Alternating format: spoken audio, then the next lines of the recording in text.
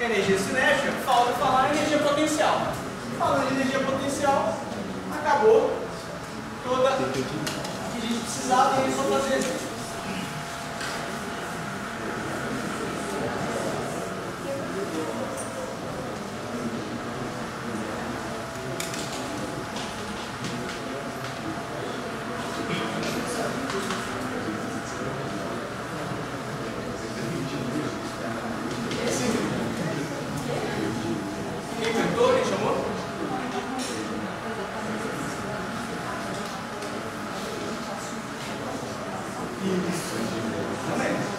Quando o carro trava a roda, ele parou de girar, mas ele pode continuar deslizando.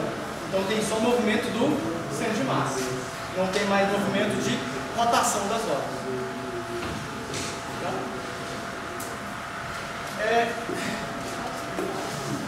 Energia potencial gravitacional de um sistema. Olha só. Se você pegar...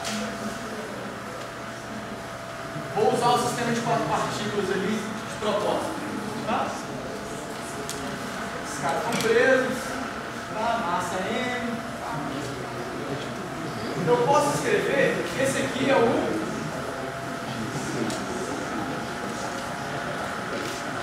centro de massa. Isso aqui é a posição R de cada partícula, uma partícula qualquer. Isso aqui é a posição R de uma partícula qualquer. O linha quer dizer que em relação ao centro de massa. Tá? Aí, o que a gente viu que é energia potencial gravitacional de uma partícula? M, G, MI. Pensa numa dessa aqui. Ó. MI, G, que é a gravidade, vezes o quê? Vou chamar isso aqui de eixo Y, aqui de eixo X. A energia potencial gravitacional vai depender do YI, né? É a altura que esse cara está em relação ao Sol. Bem? Você pensa, né? Então tem aqui essa é a energia potencial, MG, aqui Y, mas em geral você conhece isso como MGH. O que é a energia potencial total? A soma das energias potenciais de todas as massas. Esse aqui é um objeto sólido que se ele cair, ele cai como um todo, né? Cai junto. Tá. Então eu tenho que a energia potencial total vai ser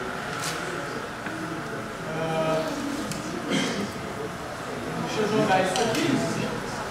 Agora MI, YI vezes G. Tá, mas espera aí.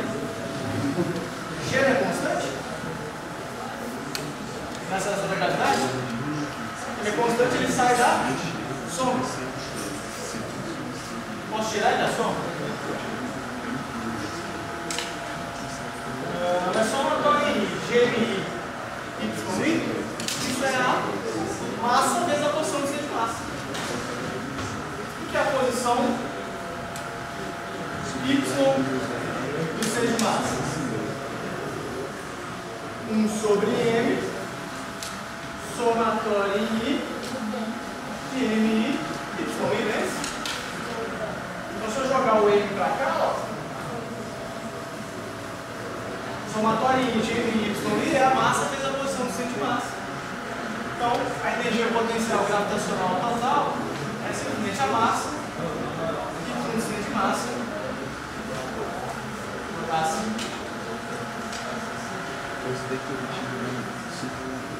Certo? É como se eu estivesse falando o seguinte, olha, esse objeto tem várias massas compostas dele. Se ele cair, o que eu preciso considerar sobre energia potencial? É simplesmente a energia potencial do centro de massa. Porque se ele descer, essa de cima não desce mais do que o centro de massa desceu, porque a de baixo segura. Certo? Então, se eu quiser considerar a energia potencial para um sistema de partículas, basta eu achar a posição do centro de massa em relação àquela altura E aí eu tenho quanto de energia potencial vai ter. Tá certo? Bem.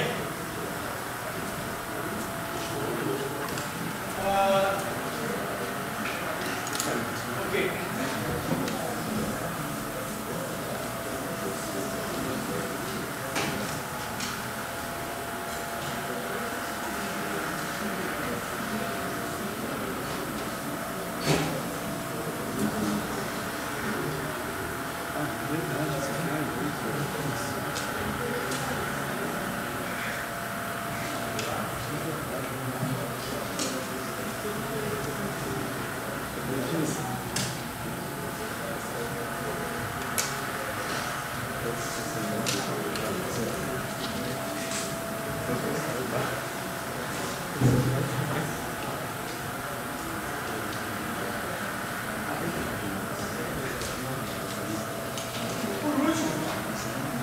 A última coisa que eu vou falar hoje de teoria, vou fazer uns exemplos depois, com o teorema dos eixos paralelos, é o seguinte.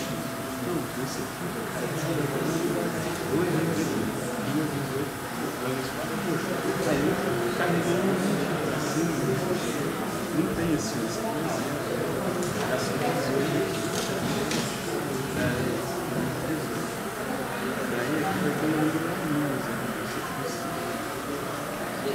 Imagina que eu tenho uma barra de tamanho R, tá? Aí eu quero que esse cara gire em relação, posso pensar em dois eixos. Eu posso pensar em infinidade de eixos. Eu só vou pensar em isso aqui é um eixo, esse objeto vai girar aqui, ó, plano, tá? É um eixo. Só que eu quero, poderia pensar, não. Eu vou primeiro pensar num outro eixo, que é esse aqui, tá? Que passa pelo centro de massa. Tá? Então eu tenho dois eixos.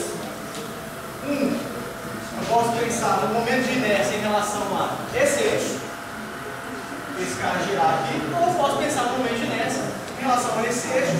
O que importa é que os eixos têm que ser paralelos. Ok? Esse é o teorema dos eixos paralelos. Se você pensar, o que é o momento de inércia I? Eu vou pensar o I em relação a esse eixo, tá? E eu tenho o I, que eu vou chamar de ICM, que é o momento de inércia em relação ao eixo que passe pelo centro de massa. Tá certo? O I, por definição, somatório de MI, RI quadrado, onde RI é a distância em relação ao eixo. Tá bom. Olha só. Isso é o RCM, né? É a distância dessa origem até a posição do centro de massa. Uma posição qualquer aqui, ó, é o RI. Não é isso? É a distância em relação a esse eixo, tá? A distância perpendicular em relação a esse eixo de uma massa qualquer aqui. Tá certo? E eu posso fazer isso aqui, ó. Esse vetor mais esse vetor dá o RI, de tal maneira que eu tenho RI CM mais RI. Tudo bem? Posição de qualquer massa, ela é a posição do centro de massa mais a posição relativa ao centro de massa. Tá. Eu preciso calcular isso aqui, ó. Se eu pegar aquilo lá e jogar aqui, ó. Isso é somatório de MI de RCM mais RI' ao quadrado. Então isso fica I RCM depende de... Não. Então, fica assim. Eu vou parar de roubar. Eu roubei ele quando eu estava fazendo a conta. Eu pulei uma passagem, vocês não perceberam. Vou mostrar ela aqui de propósito. O que é? Isso não é a soma de dois vetores? Ao quadrado. Como é que você faz a soma de dois vetores ao quadrado? O correto é fazer um vetor ao quadrado, não é ele produto escalar com ele mesmo? Então o correto para fazer isso aqui ao quadrado é tirar o quadrado, colocar o produto escalar de RCM mais R'. Aí agora, ó, isso vezes isso, RCM escalar como RCM, RCM ao quadrado, mais R' escalar como R', R' ao quadrado, mais isso escalar com isso, mais isso escalar com isso. Dá 2 vezes RCM produto escalar com R'.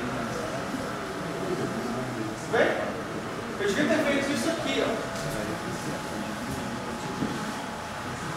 Isso ia dar VCM quadrado mais V', que virou isso aqui ao quadrado, mais produto escalar deles dois. Eu não quis perder muito tempo aqui, queria chegar nisso ali.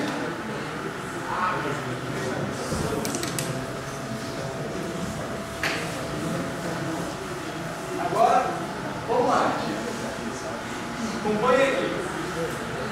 Isso depende de... Não sai da soma.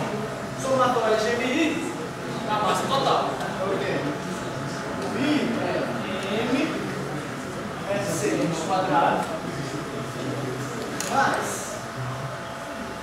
esse termo, que é somatória I de MI R' ao quadrado. É esse termo. Mais esse. Ok? Só que esse segundo termo, o que ele fica? Fica mais RCM produto escalar com somatória I de MI RI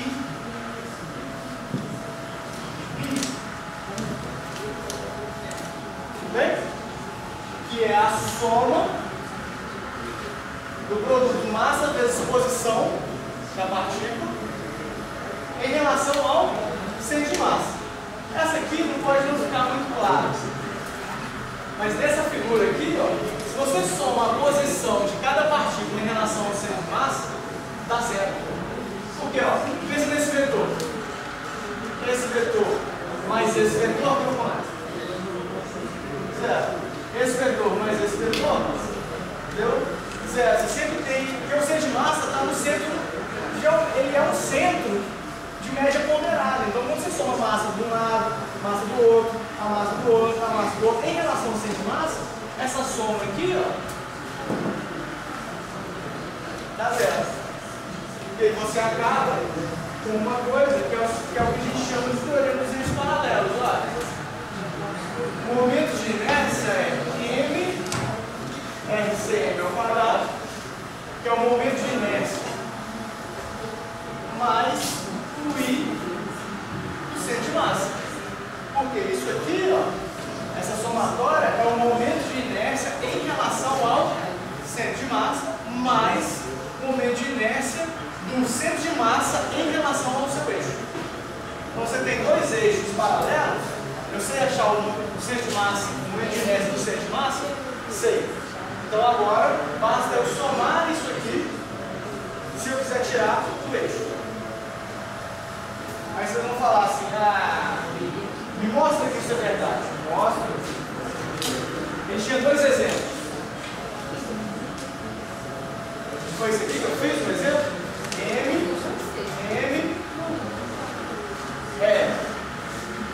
qual que foi o momento de inércia? Y. Qual que é o momento de inércia desse cara? 0 da ml quadrado, correto? Aí eu fiz o outro momento de inércia em relação ao QL, o centro de massa é aqui, correto? Não é? O que deu o centro de massa para esse problema aqui? Deu I, deu M, L ao quadrado sobre 2. Correto? Bem, isso aqui é o ICM. É um momento de inércia em relação ao centro de massa. Um eixo que passa pelo centro de massa. Isso aqui é um momento de inércia em relação ao eixo que é paralelo ao eixo que passa pelo centro de massa. Então eu tenho que sair dele, tenho que mostrar que isso aqui é o I, é o ICM mais M R no centro de massa quadrado. Quem que é a massa total desse problema? M R no centro de massa quadrado. Vamos lá.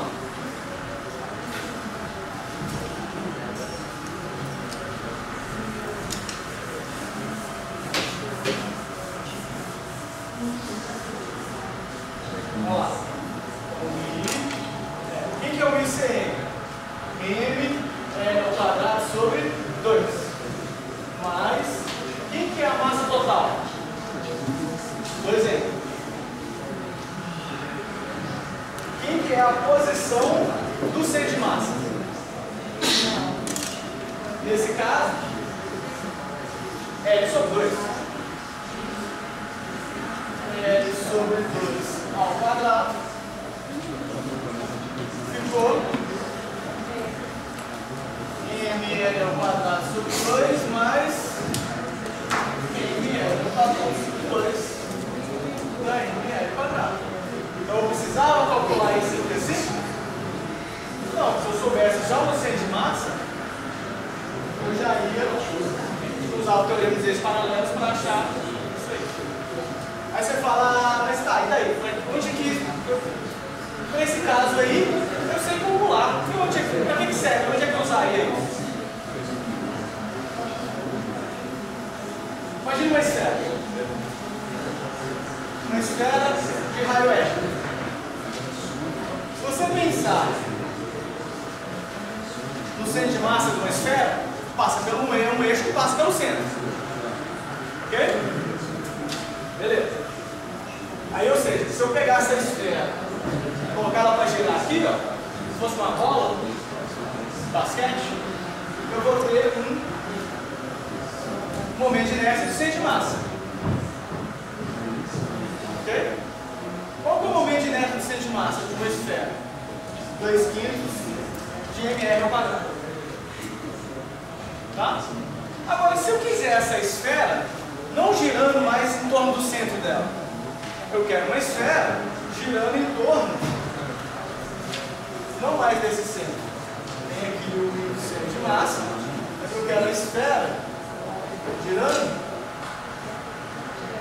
em relação a esse centro, a esse eixo. Ou seja, a bola girando aqui, ó. Ok? Essa é a distância do centro de massa, que é L.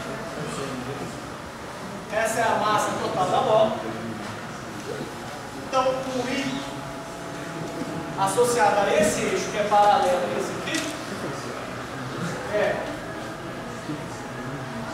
2/5 de mr quadrado, que é o centro de massa, mais M, que é a massa da bola, vezes a distância entre os dois eixos, que é o que eu estou chamando de R centro de massa, que é R quadrado, que é a distância entre esses dois eixos no quadrado.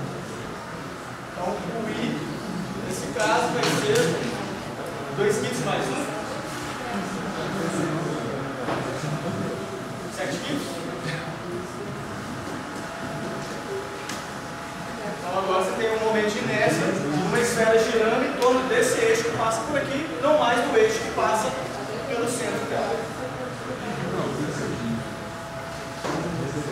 Ok? e esse é maior do que esse. Você girar a esfera em torno do centro dela é bem mais fácil do que você pegar a esfera e girar em torno